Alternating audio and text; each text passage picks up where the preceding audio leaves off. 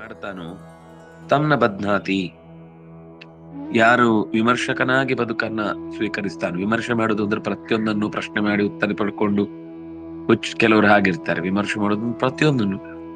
ಲೋಟೆ ನೀರ್ ಕೊಟ್ರೆ ಈ ಲೋಟೆಯಲ್ಲಿ ನೀರ್ ಯಾಕೆ ಕೊಟ್ಟ, ಅವ್ರ ಮನೆಯಲ್ಲಿ ಗ್ಲಾಸ್ ಲೋಟೆ ಇತ್ತು, ಅಲ್ಯೂಮಿನಿಯಂ ಲೋಟೆ ಇತ್ತು, ಬೆಳ್ಳಿ ಲೋಟೆಯಲ್ಲಿ ಯಾಕೆ ಕೊಟ್ಟ, ಬೆಳ್ಳಿ ಲೋಟೆಯಲ್ಲಿ ಕೊಟ್ಟಾದ್ರೆ ಬಿಸಿ ಬಿಸಿ ಇದ್ರೆ ಕೊಡ್ಬಾರ್ದಲ್ವಾ, ಅವ್ರ ಪಾಪ ಸ್ವಲ್ಪ ತಣ್ಣಗಿರುತ್ತೆ. ಇದಲ್ಲ ವಿಮರ್ಶೆ. ಕೆಲವ್ರದ್ದು ಈ ತರ ಹುಚ್ಚು ವಿಮರ್ಶೆ ಇರುತ್ತೆ. ವಿಮರ್ಶೆ ಅಂದ್ರೆ ಎಲ್ಲಿ ಅಗತ್ಯವೋ ಅಲ್ಲಿ ವಿಮರ್ಶೆ ಮಾಡು, ಎಲ್ಲಿ ಅವರ ಪ್ರಾಮಾಣಿಕವಾದ ನೆಲೆ ಇರುತ್ತೋ ಅಲ್ಲಿ ವಿಮರ್ಶೆ ಮಾಡುದಲ್ಲ. ಅಲ್ಲಿ ಅವರದ್ದು ಏನೋ ಒಂದು, ನಾವು ಇನ್ನೊಂದು ದಿಕ್ಕಿನಿಂದ ಅವ್ರಿಗೆ ಏನಾಗಿರ್ಬೋದು. ಈಗ ಯಾರೋ ಒಬ್ಬ ಆಸ್ಪತ್ರೆಗೆ ತಡ ಬರ್ತಾನೆ, ದುಡ್ಡು ತರಬೇಕಿರುತ್ತೆ ಆಪರೇಷನ್ಗೆ. ತಡ ಬಂದ, ಏನೋ ಆಯ್ತು, ಅವನನ್ನೇ ದಡ ಬಡ ಅಂತ ಬೈತಾ ಇರ್ತಾರೆ. ಅವ್ನು ಟ್ರಾಫಿಕ್ ಅಲ್ಲಿ ಸಿಕ್ಕಾಕೊಂಡಿರ್ತಾನೆ, ಅಥವಾ ಯಾವ್ದೋ 2-3 ATM ಖಾಲಿ ಇರುತ್ತೆ, ಅಥವಾ ಮಧ್ಯದಲ್ಲಿ ಯಾರೋ ಒಬ್ಬ ಸುಮ್ನೆ ಅವನಿಗೆ ಬಂದು ಟಿಕ್ಕಿ ಹೊಡೆದು ಗಲಾಟೆ ಮಾಡಿಕೊಂಡು ತನಗೆ ಪೆಟ್ಟಾಗಿದ್ರು ಅದರ ಬಗ್ಗೆ ತಲೆ ಕೆಡಿಸಿಕೊಳ್ಳದೆ ಬಿಟ್ಟು ಬಂದಿರ್ತಾನೆ. ಇಷ್ಟೆಲ್ಲ ಅವನದ್ದೇ ಆದ ಒಂದು ಕಷ್ಟದ ಪರಂಪರೆಯನ್ನು ಅನುಭವಿಸಿ ಬಂದಿರ್ತಾನೆ. ಇಲ್ಲಿಂದ ಒಂದೇ ಸರ್ತಿ ವಿಮರ್ಶೆ ಅಂದ್ರೆ ನಮ್ಮ ಪರವಾಗಿ ಮಾತ್ರ ವಿಮರ್ಶೆ ಮಾಡೋದಲ್ಲ, ಎರಡೂ ಕಡೆ ವಿಮರ್ಶೆ ಮಾಡೋದಾದ್ರೆ ನಾವು ವಿಮರ್ಶಕರಾಗ್ತೇವೆ. ಸಮಸ್ಯೆ ಎಲ್ಲಾ ಕಡೆ ಇರುತ್ತೆ, ಆದ್ರೆ ನಾವು ಒಳಿತಿನ ಮುಖವನ್ನ ನೋಡ್ಲಿಕ್ಕೆ ಹೋಗದೇ ಇದ್ರೆ ಆ ವಿಮರ್ಶೆಗೆ ಅರ್ಥ ಇಲ್ಲ, ಅದು ಬಂಧನವೇ. ನಮ್ಮ ಬಗ್ಗೆ ಮಾತ್ರ ನಾವು ಕಾಳಜಿ ವಹಿಸ್ತೇವೆ, ಅಥವಾ ನಮ್ಗೆ ಪರವಾಗಿ ಆಗ್ಬೇಕಾದ ಒಳ್ಳೆ ವಿಷಯಗಳಲ್ಲಿ ಮಾತ್ರ ನಮ್ಗೆ ಪ್ರಶ್ನೆಗೆ ಉತ್ತರ ಬೇಕು. ಆ ಕಡೆ ಅವರು ಹಾಳಾಗಿ ಹೋಗ್ಲಿ, ನಮ್ಗೆ ನಾವು ಎಂಪ್ಲಾಯ್ ಮಾಡ್ಬೇಕಷ್ಟೆ ಅನ್ನುವ ಈ ಅಹಂಕಾರದ ದೇಟಿಗೆ ಬಂದ್ರೆ ಅಂತ ಸಂಸ್ಥೆ ಉಳಿಯಲ್ಲ, ಅಂತ ಕಂಪನಿ ಉಳಿಯಲ್ಲ. ಹಾಗಂತ ಹೇಳಿ ಕೆಲವೊಂದ್ಸರ್ತಿ ಅದನ್ನ ದುರುಪಯೋಗ ಪಡಿಸ್ಕೊಳ್ಳೋರು ಇರ್ತಾರೆ. ಆ ಕಾಳಜಿಯನ್ನಿದ ಆಗ ವಿಮರ್ಶೆ ಮಾಡಬೇಕು ಅಂತ ಹೇಳಿ, ಆಗ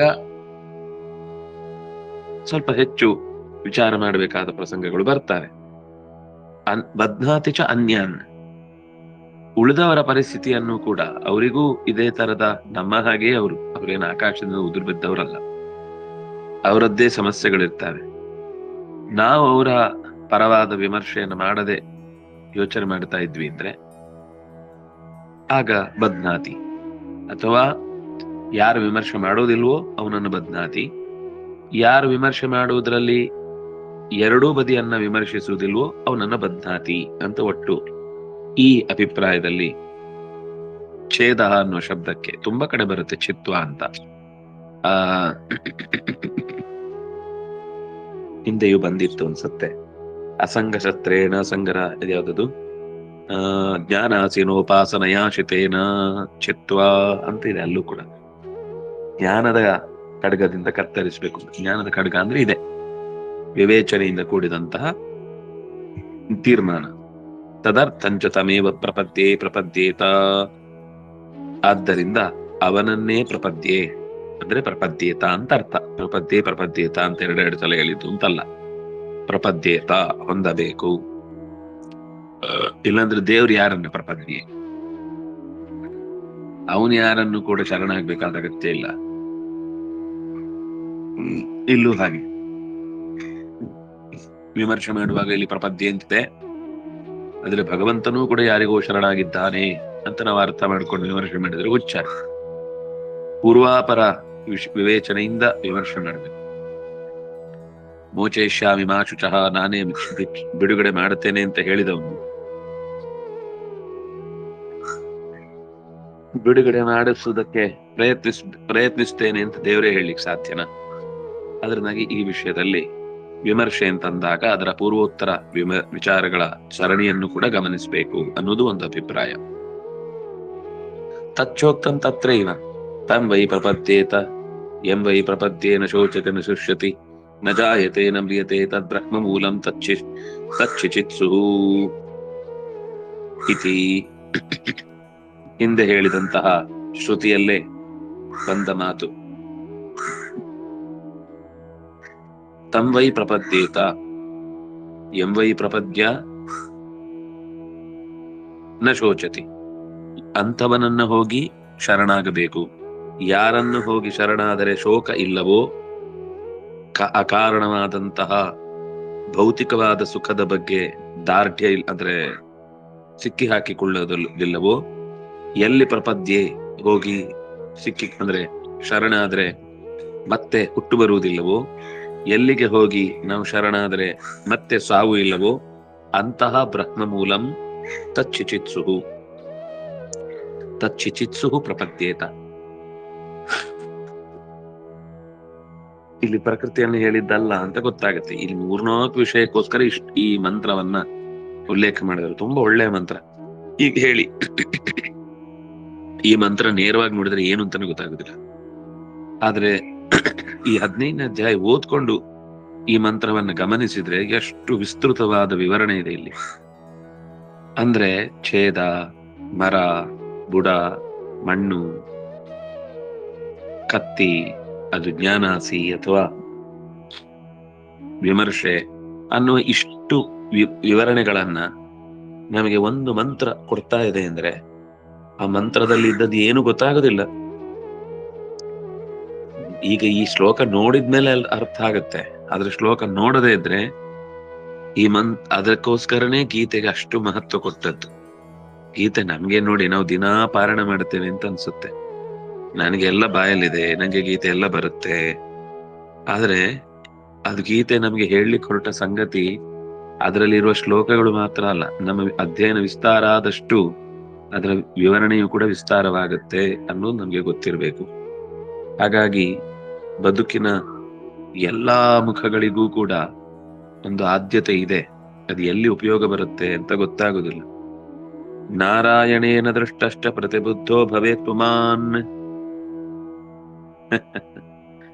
ಇವನು ನೋಡ್ತಾ ಇದ್ದೇನೆ ಅಂತಂದ್ರೆ ನೋಡಿದಾಗ ಆಗಲ್ಲ, ನೋಡ್ಬೇಕಾದವ್ರು ನಮ್ಮನ್ನು ನೋಡಿದ್ರೆ. ಈಗ ನಾವು ನಾಟಕ ನೋಡ್ತಾ ಇದ್ವಿ, ಸರಿ, ನಾವ್ ಯಾಕೆ ನಾಟಕ ನೋಡ್ತಾ ಇದ್ವಿ ಅಂದ್ರೆ ನನಗೂ ಕೂಡ ಈ ನಾಟಕದಲ್ಲಿ ಭಾಗವಹಿಸ್ಬೇಕು ಅನ್ನೋ ಆಸೆ.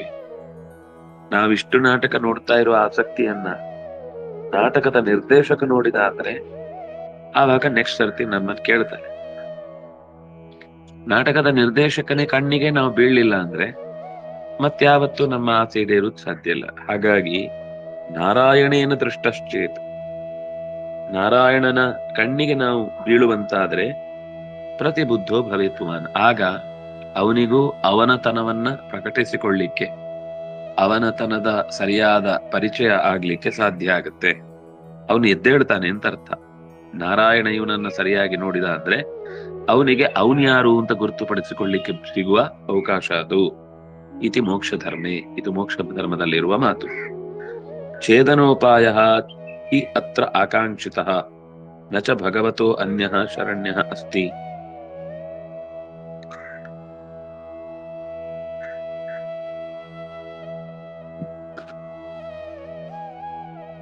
ಹಿಂದಿನ ಪದ್ಯಗಳಲ್ಲೆಲ್ಲ ಅದಶ್ಚೋರ್ಧ್ವಂ ಪ್ರಸತಾತಸ್ಯ ಶಾಖಾ ಗುಣ ಪ್ರವೃತ್ತ ವಿಷಯ ಪ್ರವಾಳ ಅದಶ್ಚ ಮೂಲಾನಿ ಅನುಸಂತತಾನಿ ಕರ್ಮಾನುಬಂಧೀನಿ ಮನುಷ್ಯ ಲೋಕೆ ಅಂತ ತುಂಬಾ ಕಟುವಾಗಿ ಈ ಮರದ ಬಿಳಲುಗಳು ಎಲ್ಲೆಲ್ಲೋ ಹೇಗೇಗೋ ಮೇಲೆ ಕೆಳಗೆ ಎಡ ಬಲ ಸಾವಿರಾರು ಮುಖಗಳಲ್ಲಿ ನಮ್ಮನ್ನ ಹಿಡಿದು ಹಾಕಿದೆ, ವ್ಯಾಪಿಸಿಕೊಂಡಿದೆ ಅಂತೆಲ್ಲ ಹೇಳಿದ್ರು. ಅದಕ್ಕೋಸ್ಕರ ಇಲ್ಲಿ ಕೃಷ್ಣ ಮುಂದೆ ಆ ಮರವನ್ನ ಬೇರು ಸಹಿತ ಬುಡ ಸಹಿತ ಕಡಿದು ನಾಶ ಮಾಡುವುದಕ್ಕೋಸ್ಕರನೇ ಛೇದನೋಪಾಯ ಅಂದ್ರೆ ಕತ್ತರಿಸಿ ಪಾರಾಗುವುದು ಹೇಗೆ ಅನ್ನೋದು ಪ್ರಶ್ನೆ ಇತ್ತು. ಅದಕ್ಕೋಸ್ಕರ 2 ಮುಖಗಳನ್ನ, ಒಂದು ಶರಣಾಗಬೇಕಾದ ವ್ಯಕ್ತಿ ಮತ್ತು ಶರಣಾಗುವಾಗ ಇರಬೇಕಾದ ಅಭಿವ್ಯಕ್ತಿ, ಅಂದ್ರೆ ಉಪಾಸನಾ ಅಥವಾ ಇಲ್ಲಿ ಹೇಳಿದಂತಹ ಅಸಂಗ ಶಸ್ತ್ರ, ಇದು ಕೈಲಿ ಹಿಡ್ಕೊಂಡು ಅವನನ್ನು ಶರಣಾಗಬೇಕು. ನಾವು ಇದರ ಗಂಟೆಲ್ಲ ಹಾಕೊಂಡಿರೋದು, ನಿನ್ನ ಹತ್ರ ಬರ್ತೇನೆ ಅಂತ ಬೊಬ್ಬೆ ಹೊಡೆಯುವುದು. ಈ ಗಂಟನ್ನ ಹಿಂದಕ್ಕೆ ಯಾರೋ ಎಳೆದು ಕಟ್ಟಿ ಹಾಕಿದ್ದನ್ನ ತಪ್ಪಿಸಿಕೊಳ್ಳದೆ ಮುಂದೆ ಇರುವ ತತ್ವದ ಕಡೆಗೆ ನಾವು ಬಾಗಿ ನಿಂತರೂ ಕೂಡ ಹಣೆ ಕಾಲು ಮುಟ್ಲಿಕ್ಕೆ ಸಾಧ್ಯ ಇಲ್ಲ. ಹಿಂದಿನದನ್ನ ಕತ್ತರಿಸಿಕೊಳ್ತಾ ಮುಂದಕ್ಕೆ ಅಕಸ್ಮಾತ್ ಬಿದ್ರು ಅವನ ಪಾದಕ್ಕೆ ಹೋಗಿ ತಲೆಗಿಂಬಿನ ಹಾಗೆ ಆರಾಮಾಗಿ ಸೇಫ್ ಆಗಿ ಬೀಳುತ್ತೇವೆ ಬಿಟ್ರೆ ನಾವ್ ಈಚೆ ಕತ್ತರಿಸಿಕೊಳ್ಳುದು ಆ ಕಡೆ ಯಾರಿದೆ ಗೊತ್ತಿಲ್ಲ, ಅದು ಹುಚ್ಚಾಗ್ಬಿಡುತ್ತೆ. ಬಹಳ ಜನಕ್ಕೆ ಈ ತಮ್ಮ ಸಮಸ್ಯೆ ಇದೆ ಜೀವನದಲ್ಲಿ. ಗುರಿ ಏನೊಂದು ಗೊತ್ತಿಲ್ಲ, ವೈರಾಗ್ಯ ಬಂದ್ಬಿಟ್ಟಿರುತ್ತೆ. ಈ ಬಹಳ ಮುಖ್ಯವಾದ ಸಂಗತಿ ಏನ್ ಗೊತ್ತಾ, ವೈರಾಗ್ಯ ಬರುವುದು ಅಂದ್ರೆ ಇದನ್ನು ದ್ವೇಷಿಸುವುದಲ್ಲ, ನಮ್ಮ ಹಿಂದೆ ಇರಬೇಕಾದ ಪ್ರಪಂಚವನ್ನ, ಪ್ರಪಂಚದಲ್ಲಿ ಇರುವಂತಹ ಪ್ರತಿಯೊಂದು ವಸ್ತುಗಳಲ್ಲೂ ಅವನೇ ಇದ್ದಾನೆ ಅಂತ ಕಾಣುವಂತದ್ದು. ಯಾಕಂದ್ರೆ ನಮ್ಗೆ ನಾವು ಲೋಕದಲ್ಲಿರುವಂತೆ ಇದೊಂದು ಪಾರ್ಟ್ ಅಂತ ಪ್ರತ್ಯೇಕ ಅನ್ಕೊಂಡು ಕೂತಿರ್ತೇವೆ. ಆದ್ರೆ ಎಲ್ಲಾ ಪಾರ್ಟ್ ಅಲ್ಲೂ ಅವನೇ ಇದ್ದಾನೆ ಅನ್ನೋದು ಗೊತ್ತಾದಾಗ ಇದೆಲ್ಲವನ್ನು ಬಿಡಿಸ್ಕೊಳ್ಳಿಕ್ಕೂ ಸುಲಭ, ಬಿದ್ರು ಅವನೇ ಸಿಗ್ತಾನೆ. ಇದು ಎಲ್ಲೋ ಒಂದ್ ದಿಕ್ಕಲ್ಲಿ ದೇವರನ್ನು ಚಿಂತಿಸಿ ಉಳಿದ ಎಲ್ಲಾ ದಿಕ್ಕುಗಳ ಪ್ರಪಂಚ ನನ್ನ ಮೇಲೆ ಅಟ್ಯಾಕ್ ಮಾಡ್ಲಿಕ್ಕೆ ಬಂದಿದೆ ಅಂತ ಭಾವಿಸಿ ಅವನದ್ರಿಂದ ಪಾರಾಗುವ ಪ್ರಯತ್ನ ಮಾಡ್ಕೊಂಡು ಬಂದ ಅಂದ್ರೆ, ದೇವರು ಎಲ್ಲಾ ಕಡೆ ಇದ್ದಾನೆ ಅನ್ನೋ ಕಲ್ಪನೆ ತಪ್ಪಿ ಹೋದ್ರೆ, ಆವಾಗ ಬಿದ್ದ ಒಂದು ಜಾಗವೂ ಕೂಡ ಅವನಿಗಲ್ಲಿ ದೇವರಿದ್ದಾನೆ ಅನ್ನೋ ಎಚ್ಚರಿಕೆ ಇಲ್ಲದೆ ಇರುವುದರಿಂದ ಅಲ್ಲಿಂದ ಕಳ್ಕೊಂಡದ್ರ ವ್ಯಥೆ ಕಾಡುತ್ತೆ. ಇಲ್ಲಿದ್ ಯಾವುದು ಸಿಗ್ಲಿಲ್ಲ ಅನ್ನುವ ದೋಷವೇ ಅಥವಾ ಸಿಗ್ಲಿಲ್ಲ ಅನ್ನುವ ದುಃಖವೇ ಅವನನ್ನ ಮತ್ತೆ ಬಾಧಿಸುತ್ತೆ.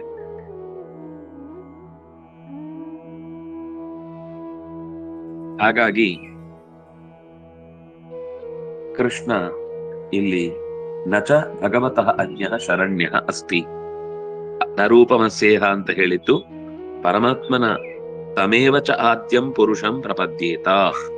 ಆದ್ಯಂ ಪುರುಷಂ, ಪರಮಾತ್ಮನೇ ಆದ್ಯ ಪುರುಷ, ಅದರಿಂದಾಗಿ ಅವನಿಗೇನೇ ಶರಣಾಗ್ಬೇಕು. ಬೇರೆ ಯಾರಿಗೆ ಶರಣಾದರೂ ಕೂಡ ಅದು ಅಪೂರ್ಣ ಅಂತ ಅನಿಸಿಕೊಳ್ಳುತ್ತೆ ಅನ್ನುವ ಈ ಅಂಶವನ್ನ ಕೃಷ್ಣ ವಿಸ್ತಾರವಾಗಿ ಈ ಪದ್ಯಗಳಲ್ಲಿ ನಿರೂಪಣೆ ಮಾಡಿದ್ದಾನೆ.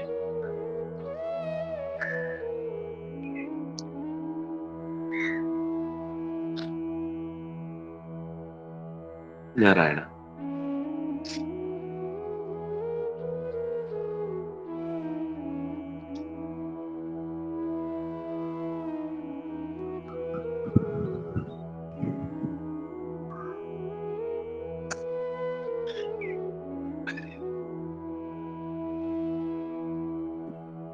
ಆಚಾರ್ಯನ ತಾತ್ಪರ್ಯದಲ್ಲಿ ಒಂದೆರಡು ಮಾತಿದೆ. ನಾವು ಈ ಶ್ಲೋಕ ನೋಡಿದ್ರೆ ಮೇಲ್ಭಾಗದಲ್ಲೇ ಇದೆ, ಕೊನೆಯ ಲೈನ್ ಒಂದೇ ಲೈನ್, ಅದು ಬಿಟ್ಟರು ತೊಂದರೆ ಇಲ್ಲ. 139ನೇ ಪೇಜ್ ಕೆಳಗೆ ಬಂದ್ರೆ ಆಯ್ತು. ಜಗದ್ವೃಕ್ಷೋಯಮಶ್ವತ್ಥ ಯಶ್ವವತ್ ಚಂಚಲಾತ್ಮಕ, ಇದು ಹಿಂದಿನ ಪೇಜ್ ಅಲ್ಲಿದೆ. ಈ ಜಗದ್ವೃಕ್ಷ ಅನ್ನೋದಕ್ಕೆ ಅಶ್ವತ್ಥ ಅಂತ ಹೆಸರು. ಅಶ್ವವತ್ ಚಂಚಲಾತ್ಮಕ, ಅಶ್ವವತ್ ಅಂತಂದ್ರೆ ಕುದುರೆಯಂತೆ ಬಹಳ ಚಂಚಲ. ಅಶ್ವತ್ಥ ಹೇಗೆ ಚಂಚಲವೋ ಕುದುರೆಯೂ ಹಾಗೆ ಚಂಚಲ, ಹಾಗೆ ಈ ಜಗತ್ತು ಚಂಚಲ. ಅಂದ್ರೆ ಒಂದು ಉದಾಹರಣೆ ಕೊಡ್ತಾ ಕೊಡ್ತಾ ಎರಡು ಉದಾಹರಣೆ ಒಟ್ಟೊಟ್ಟಿಗೆ ಸಿಕ್ಕೋಯ್ತು. ಅಶ್ವವತ್ ತಿಷ್ಠತಿ ಅಂತ ಅರ್ಥ, ಅಶ್ವತ್ಥ ಅಂತ ಅನ್ನೋದೇ ಈ ವೃಕ್ಷದ ಸ್ವರೂಪ ಅಂತ. ಚಾಂಚಲ್ಯಕ್ಕೆ ಬಂದಾಗ ಅಶ್ವವತ್ ತಿಷ್ಠತಿ, ಈ ಮರ ಹೇಗೆ ಅಂದ್ರೆ ಅಶ್ವದಂತೆ. ಅದು ಮರಕ್ಕೆ ಇನ್ನೊಂದು ಅಭಿಪ್ರಾಯ ಇರುವಂತದ್ದು ನ ಶ್ವಃ ತಿಷ್ಠತಿ, ನಾಳೆ ಇರುವುದಿಲ್ಲ ಅನ್ನೋ ಅರ್ಥದಲ್ಲಿ. ಅಶ್ವದಂತೆ ನಿರಂತರ ಚಂಚಲ, ಚಂಚಲಾತ್ಮಕ. ಅವ್ಯಯೋಯಂ ಪ್ರವಾಹೇಣ ಸ್ವಸಕ್ತ ಜ್ಞಾನ ಹೇತಿನ.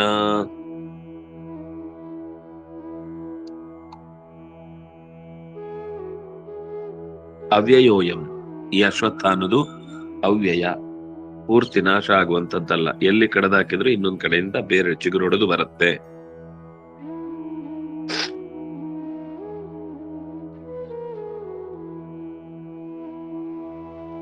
ನಿಮ್ಗೆ ಆ ಮರಗಳು ಗೊತ್ತಿದ್ರೆ ಈ ವಾಕ್ಯಗಳೆಲ್ಲ ಅರ್ಥ ಆಗತ್ತೆ. ಆ ಮರ ಎಲ್ಲಿಯಾದ್ರೂ ಒಂದು ಬುಡದಲ್ಲಿ ನೀವೊಂದು ಕಡೆ ಕಡಿದ್ರೆ ಅದು ಇನ್ನೊಂದ್ ಕಡೆ ಎಲ್ಲಿಂದನೂ ಬರುತ್ತೆ. ಬೇರು ಊರುಗಟ್ಲೆ ತುಂಬಿಕೊಂಡಿರುತ್ತದು.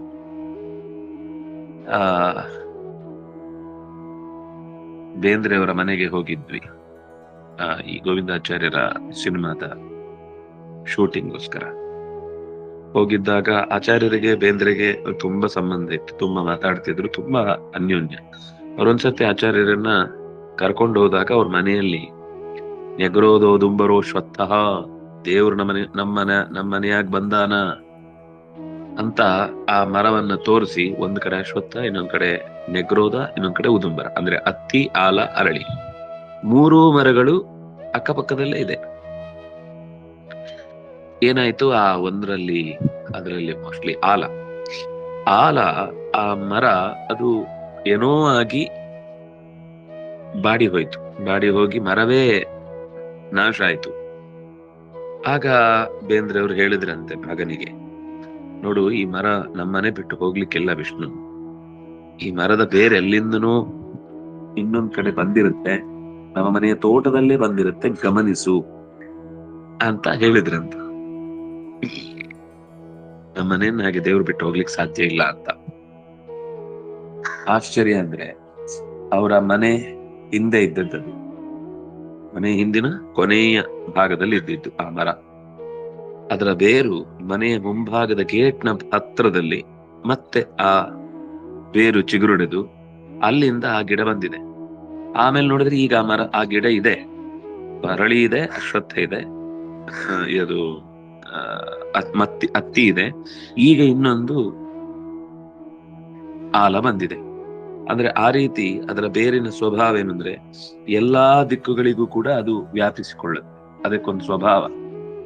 ಹಾಗೆ ಈ ಪ್ರಪಂಚ ಅನ್ನೋದು ಕೂಡ ಎಲ್ಲಾ ದಿಕ್ಕುಗಳಿಗೂ ವ್ಯಾಪಿಸಿಕೊಂಡು, ನಾವು ಒಂದು ಕಡೆಯಿಂದ ತಪ್ಪಿಸಿಕೊಂಡು ಮನೆಯಿಂದ ಹೊರಟ ಅಂದ್ರೆ ಅವನು ಯಾವ ಜಾಗದಲ್ಲಿದ್ದಾನೋ ಅಲ್ಲಿ ಅವನನ್ನ ಈ ಸಂಸಾರದ ಬಾಧೆ ಅಂಟಿಕೊಳ್ಳುತ್ತೆ.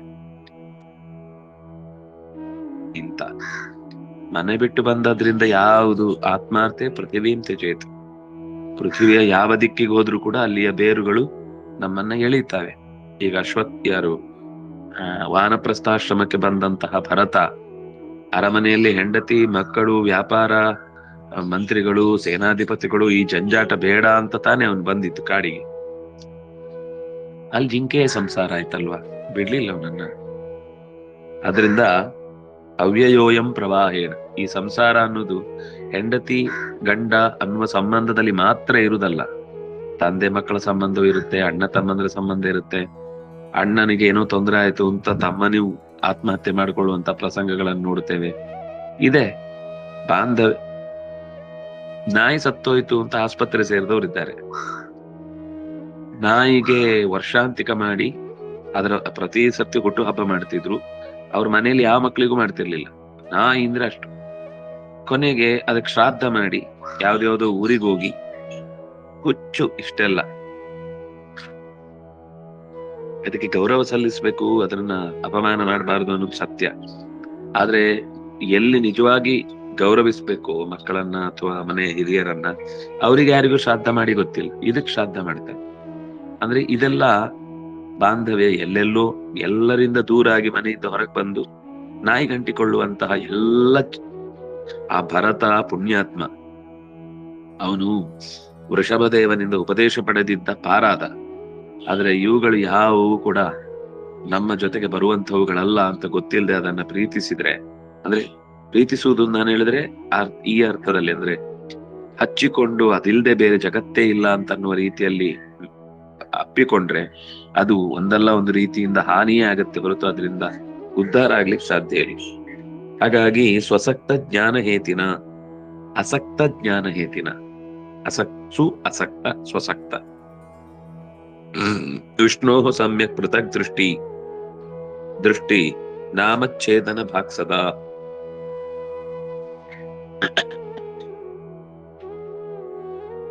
ಅಸಕ್ತ ಜ್ಞಾನ ಹೇತಿನ, ವೈರಾಗ್ಯದಿಂದ ಕೂಡಿದ ಜ್ಞಾನವೆಂಬ ಆಯುಧದಿಂದ ವಿಷ್ಣುವಿನ ಪ್ರತ್ಯೇಕವಾದ, ವಿಷ್ಣು ಈ ಜಗತ್ತಿಗಿಂತ ಬೇರೆಯಾಗಿದ್ದಾನೆ.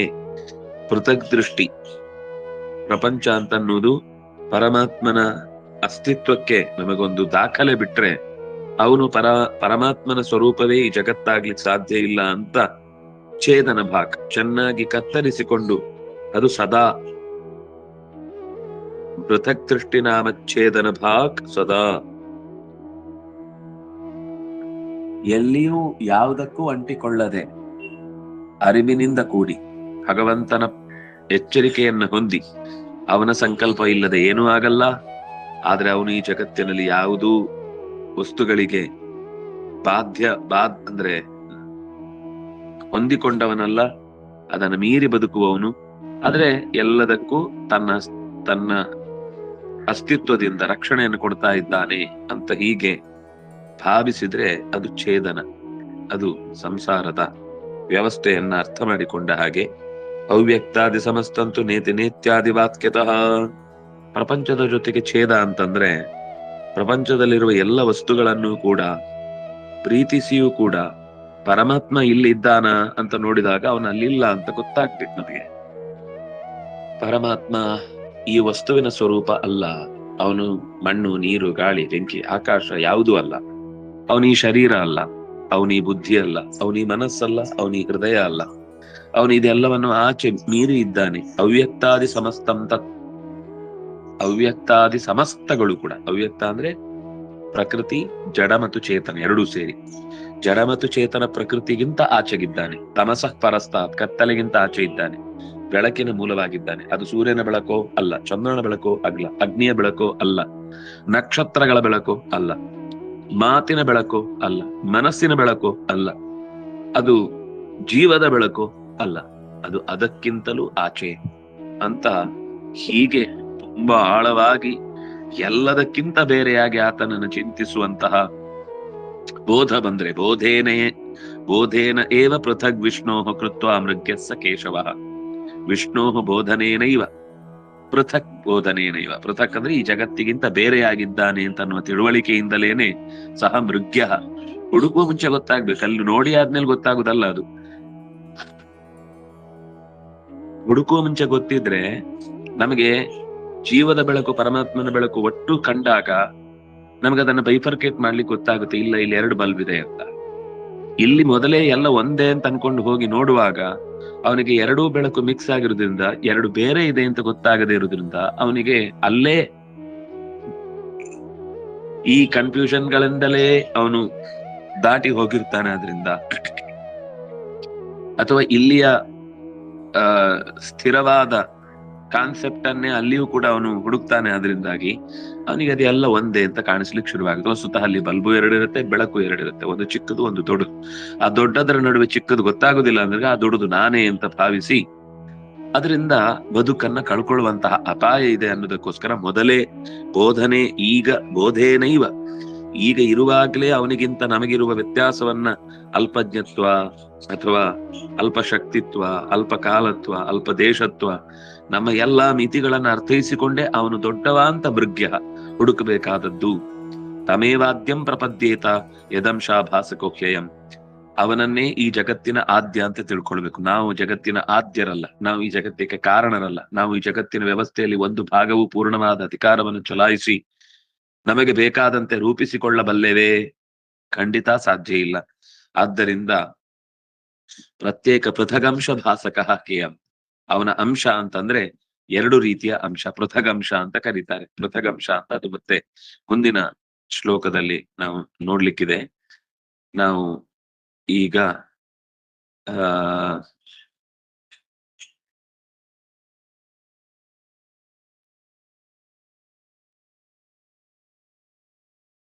ನಿರ್ಮಾಣ ಮೋಹ ಜಿತ ಸಂಗದೋಷ ಅಧ್ಯಾತ್ಮ ನಿತ್ಯ. 5ನೇ ಶ್ಲೋಕ.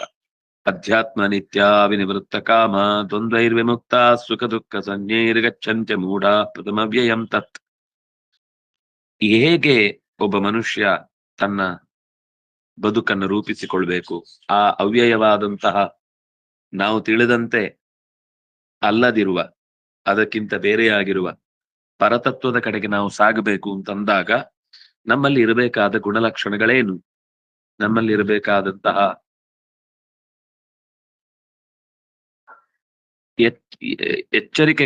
ಏನಿರ್ಬೇಕು, ಏನ್ ಎಚ್ಚರಿಕೆ ತಗೊಳ್ಬೇಕು ಅನ್ನೋದನ್ನ ಈ ಪದ್ಯದಿಂದ, ಮೂಢರಾಗಬಾರದು, ಮೂಢರಂತೆ ಮಾತಾಡಬಾರದು ಅನ್ನೋದನ್ನ ಹೇಳ್ತಾರೆ. ಏನೇನು ಅಂತ ನಾಳೆಯ ಚಿಂತನೆಯಲ್ಲಿ ಅನುಸಂಧಾನ ಮಾಡೋಣ. ಶ್ರೀ ಹರಿಪ್ರಿಯ ಶ್ರೀಕೃಷ್ಣ.